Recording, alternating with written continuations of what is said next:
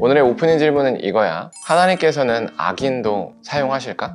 어떻게 해요? 채찍으로. 무슨 채찍이요? 하나님의 사람을 다루기 위한 채찍? 맞습니다. 그래서 그 내용에 대해서 오늘 본문이 얘기해주고 있어요. 우리 한번 5절을 볼게요. 아수르 사람은 화 있을진저 그는 내 진노의 막대기요 그 손의 몽둥이는 내 분노라 라고 하나님이 아수르를 하나님의 분노의 막대기로 쓰고 계심을 얘기하고 있어요. 6절이요. 내가 그를 보내어 경건하지 아니한 나라를 치게 하며, 여기서 경건하지 아니한 나라는 어디냐면 북이스라엘과 남유다를 의미하여, 내가 그에게 명령하여 나를 노하게 한 백성을 쳐서 탈취하며 노락하게 하며 또 그들을 길거리에 진흙같이 짓밟게 하려 하거니와. 한마디로 아수르라는 도구를 통해서 북이스라엘과 남유다를 때리신다라는 내용이야. 7절. 그의 뜻은 이같지 아니하며 그의 마음의 생각도 이같지 아니하고. 여기서 그는 하나님이 아니라 아수르 왕의 생각이야. 아수르 왕의 생각은 하나님과 다르다는 얘기야.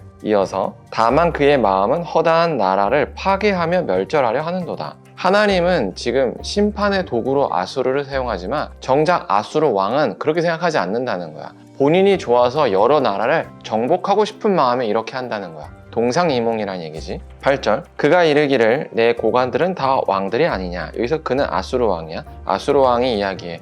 야, 내 밑에 있는 신하들이 누군지 알아? 왕들이야, 왕들. 내가 왕 중에 왕이야. 이런 얘기지. 9절. 갈로는 갈그미스와 같지 아니하며 하맛은 아르밧과 같지 아니하며 사마리아는 다메섹과 같지 아니하냐. 이렇게 얘기해. 이게 무슨 말이냐면 갈로라는 나라가 곧 갈그미스처럼 망할 거고, 하맛이라는 나라도 아르밧과 같이 망할 거고, 사마리아라는 나라도 다메섹처럼 망할 거야. 뭐 이런 얘기인 거야. 알겠죠? 그래서 얘들 어차피 다 내 앞에 쓰러질 거야. 뭐 이렇게 자신감을 표현하는 거야. 아수르 왕이. 10절. 내 손이 이미 우상을 섬기는 나라들에 미쳤나니. 여기서 내 손은 하나님의 손이 아니라 아수르 왕의 손이야. 아수르 왕의 손이 여러 신들을 섬기는 나라를 내가 다 정복했다. 이 얘기야. 그들이 조각한 신상들이 예루살렘과 사마리아의 신상들보다 뛰어났느니라. 이 말이 뭐냐면 내가 이미 정복한 그 신들이 예루살렘과 북이스라엘의 여호와 신보다 더 뛰어나. 그러니까 당연히 북이스라엘과 예루살렘에 있는 여호와는 내 손바닥에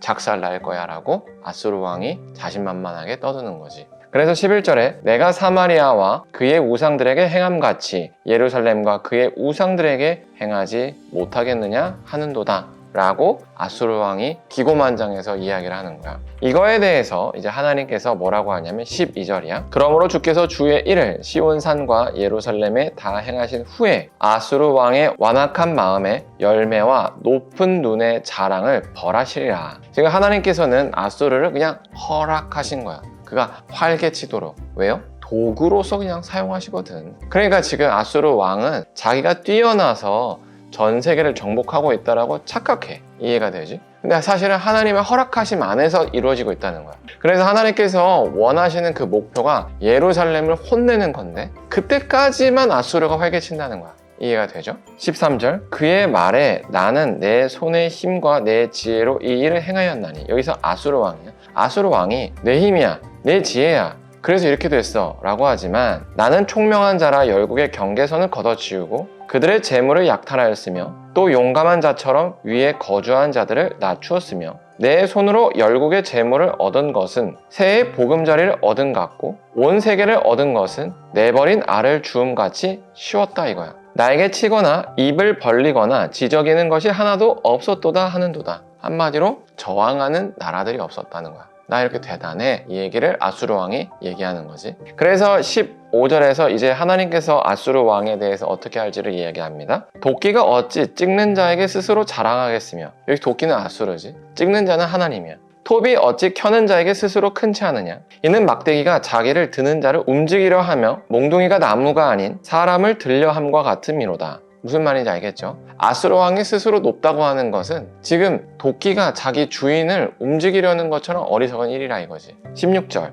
그러므로 주 만군의 여호와께서 살찐 자를 파리하게 하시며, 여기서 살찐 자는 아수르 왕이야. 그의 영화 아래 불이 붙는 것 같이 맹렬히 타게 하실 것이라. 아수르 왕의 영광이 불로 후루룩 타서 없어지는 것처럼 하시겠다는 거지. 17절. 이스라엘의 빛은 불이 되고 그의 거룩하신 이는 불꽃이 되실 것이라. 하루 사이에 그의 가시와 찔레가 소멸된대. 하루 사이에 그의 가시와 찔레는 아수르의 영광과 그가 무기처럼 사용하는 군대야. 그리고 진짜로 이 예언은 이루어지지. 히스기야 시대 때 18만 5천 명이 하룻밤 사이에 죽어버리잖아. 그래서 그날로 아수르가 망해. 18절 그의 숲 아수르의 군대를 얘기해. 기름진 밭의 영광이 전부 소멸되리니 병자가 점점 쇠약하여 감과 같을 것이라. 그의 숲에 남은 나무의 수가 희소하여. 이 숲은 아수르 군대야. 그 나무가 희소하다는 거 뭐야? 군인들이 다 없어졌다는 거야. 그래서 아이라도, 숫자를 잘 못 세는 아이라도 능히 계수할 것이라. 이 말이 너무 무서운 말이지.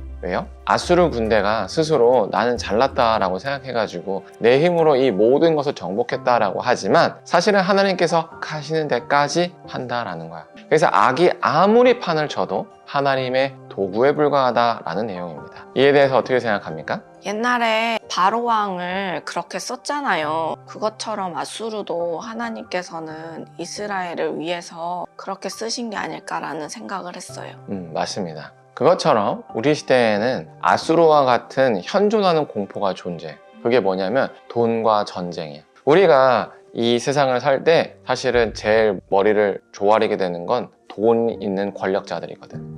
그들이 횡포를 부리려고 그러면 너무 두려운 거야. 그래서 그들 앞에 내가 잘 보여야 산다라고 착각을 해. 근데 진짜로 두려워할 존재는 그 돈 가진 권력자가 아니라 하나님이라는 얘기인 거지. 또 힘을 가진 전쟁을 일으킬 만한 여러 위협 인물들 있잖아. 그걸 보면서 우리는 저 사람이 우리 때리면 어떻게 두려워하는 거야? 그러나 그 전쟁도 결국에는 일어나면 누구 손아귀에 있다는 거야? 하나님 손에 있다는 거야. 하나님이 허락하시는 데까지 그가 밀고 들어올 수 있는 거지. 그래서 하나님을 두려워해야 되는 거야. 이해가 되죠? 그런데 우리는 이 세상을 살면서 당장 눈에 보이는 돈의 권력자와 전쟁의 힘을 가진 사람을 두려워할까? 아니면 하나님을 두려워할까? 여보는 어떤 것 같아? 지금은 그래도 하나님을 더 두려워하는 것 같아요. 근데 예전에는 조그만한 힘을 갖고 있는 사람이라도 두려워했었던 적이 많았고, 그리고 돈이 많은 사람을 만나본 적이 없어서 그거는 모르겠는데 돈을 동경했었죠. 그런데 살면서, 결혼하고 살면서 하나님께서 살려주시는 것들을 보다 보고, 그리고 하나님의 말씀대로 살아가다 보니까 권력자 앞에서도 할 말은 해야 되고 하다 보니 점점 두려움이 사라지고 약간 간이 부었다라는 느낌이 생기는 것 같아요.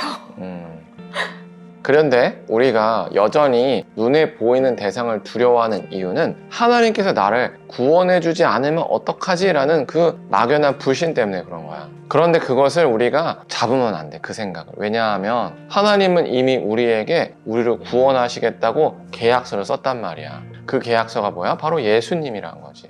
예수님을 이 땅에 보내서 십자가에 달려 죽게 하셨다는 것은 이미 우리를 구원하시겠다라는 명확한 약속이라는 거야.